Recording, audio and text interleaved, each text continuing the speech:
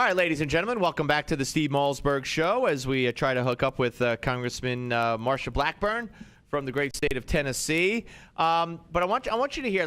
We should not lose sight here. And by the way, okay, that might be her calling in right now. We should not lose sight of the disaster that is Obamacare. And I got story after story. CBS's Jan Crawford again on CBS this morning talking about the rough start of Obamacare, and she says rough start is the understatement of the year. Joining us right now is our good friend, Congressman Marsha Blackburn from the great state of Tennessee. Hey, Congressman, how are you? How are you? I'm doing well. I'm good. It's always good to talk to you. Okay, first and foremost, this deal. I'm glad I got a leading Republican on after the fact to just, what do you think of this? What do you think if leadership had said this? And my listeners are gonna start getting sick because I've been saying this over and over again. Instead of we fought our good fight and we lost, we did our best and we lost. How about this? Would this have made more sense? Hey, America, yes, we're giving in. Yes, we're waving a white flag, but we're waving a white flag to save America from going into uncharted waters, which could destroy our economy and the world economy, because we have a president who's willing to let that happen over a little thing like delaying a device tax or not giving subsidies to White House staffers or congressional staffers for those little non-minuscule issues. He's willing to take you over the brink, but we're going to save America from that. And yes, we're waving the white flag to save America. Why isn't that the message instead of we did our best, we didn't win? I don't get it. Well, I feel like that what we have to realize is there are going to be lots of battles as we try to rein in spending. Because once you give out subsidies, once you give out grants and programs, and people are working for the federal government and the bureaucracy is enormous, once you have all of that in place, it is very difficult to get rid of it. Reagan told us the closest thing to eternal life on earth is a federal government program. Yep. And once they're put in place, it is very difficult to take them away. No, I understand. And think about it, Steve. Think about it like this. Look at when the shutdown occurred, all of a sudden it was, look at the damage you're going to do because 800,000 people are going to be furloughed. They were declared non-essential. Yep. So maybe now we have an indicator of how many extra employees there are in the federal government who are filling positions that have been deemed non-essential. No, I look, you're preaching to the choir, and I understand all that, and I don't mean to pick on you. It's just that you're the one here and not John Boehner, and it's just that we're going to go through this again, as you said. It's only the one battle, but we're unfortunately dealing with a PR campaign here. Your constituents, the constituents elected from the Republicans in the House, are going to be proud of what you did, but it's a PR battle, especially on a national level as we approach 2016, and you know what the media, I'm going to play in a second a little of the media taking you to task, and you defend yourself so brilliantly against them. But I don't understand why hey, for 16 days or whatever it was, kids with cancer couldn't get the treatment they needed because Harry Reid and Barack Obama said no. That should have been brought out every day. And veterans benefits and Washington, D.C. operating every day. Boehner should have been out there saying another day kids with cancer can't get what they want. But you guys, not you, but the Republicans don't fight the battle the right way. I totally agree with you. And in this day and age, much of the battle is on communications and media. And I have said for months, we should have started in January. Every week we should have repealed some program, some department. We should have put up on the tote board what it would save this year, what it would save next year.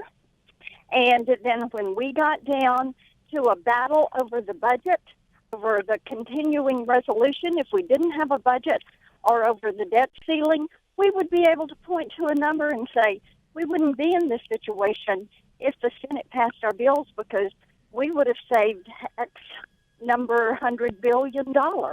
No, I couldn't. We should have been able to define our goals. I couldn't agree with you more. Let me ask you this. Yeah. Coming out of this, what what do you think were the goals for the Republican Party? Well, I mean, going into it, I know what the goals were. Coming out, I don't know what the goals were anymore because it kept changing. Well, and that's why having a defined goal, limiting government, reducing what the federal government spends, getting an incremental win to move us towards that goal, every Republican member of the House ought to be able to articulate that. I couldn't agree with you more. So where are we going from here? I mean, you know, this battle. Look, the president is going to keep. Now their new thing is that you ruin the economy. You know, we have $1 trillion+ economy, multi-trillion-dollar economy, and you, Congressman Blackburn, cost us $22 billion, which even if it were true is a drop in the bucket. But that's their new mantra. They're not going to let up. They're going to keep making you guys the villains from now until the next negotiations take place. And then Obama's not going to give an inch again. So what do you guys do? What we're going to do is this.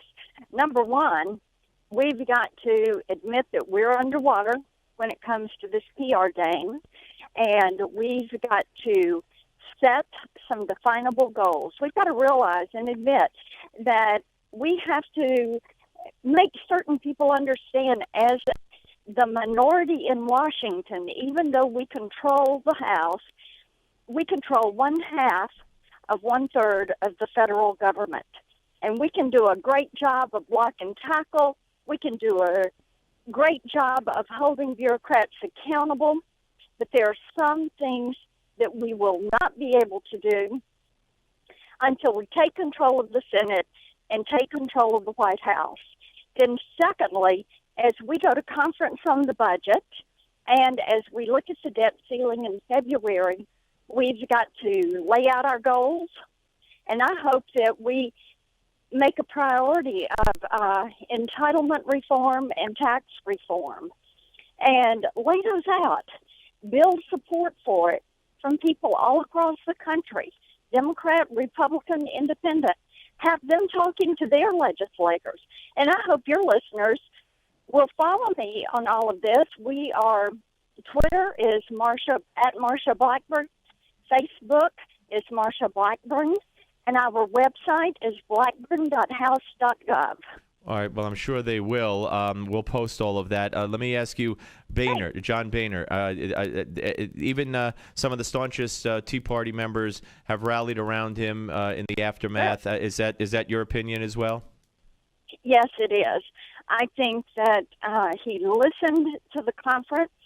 He did a good job of standing with the members, of working with all sides, all points of view in our conference, and that he probably has come out of this stronger, not weaker.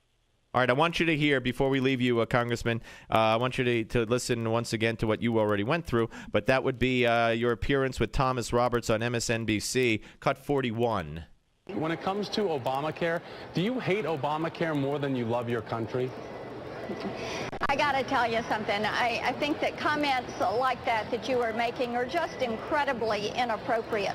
What we have to realize. You don't think it's incredibly inappropriate to shut down our government and to take all the hostages of Americans that you've taken? No, it's not inappropriate because you've taken the government hostage through a shutdown, and all the American people, you're now walking them to a cliff, the economy, and you're going to push them over one by one based on the fact that you don't like the ACA. That's all it is. Listen, you don't like the Affordable Care Act. Listen to yourself. We didn't want a government shutdown. Just listen to the way you're sounding. My goodness. Good for you. I mean, good for you. You know, you need to educate every member of Congress, all the leadership. You know that Wall Street Journal poll they talked about that blamed Republicans? Do you know there was no choice there to blame congressional Democrats? It was Obama, Republicans in Congress, both or neither. I mean, and Obama's approval rating was down to 37%. Independents disapproved of him in the AP poll by 60%. That's what you guys need to, not you, you did great, but that's what the leadership needs to put out in retaliation, or not retaliation, in retort to these, the polls. You got numbers within those polls that benefit you guys, and I never hear them from you guys. It's so frustrating. It is frustrating. And, the thing is, exactly as you're talking about, we went through a government shutdown that they engineered. Yep. They had it planned. Yep. They were so excited to get this that when that started at 12:01 a.m., they went into high gear from coast to coast. Every part, federal roads leading to those parts, they had barricades. They had all sorts of blockades. They had professionally printed signs. Now, let me tell you something. If the National Park Service is so efficient they can do that in 8 hours, they need to put them running Obamacare. There you go. Or, running FEMA. Congressman, it's always great to talk to you. Pardon my frustration. It's just that, it's some of the things that seem so obvious and common sense. I've always felt for decades now that the Republicans need to get the message out a little better and fight back. But you were brilliant with the aggressive, and I'm so glad we have good folks like you helping us with this battle. We sure couldn't do it on our own. Well, you were great with Roberts there. Keep it up. Thank you. Thanks. Take care. Bye-bye. Bye-bye. Congressman Marsha Blackburn, ladies and gentlemen.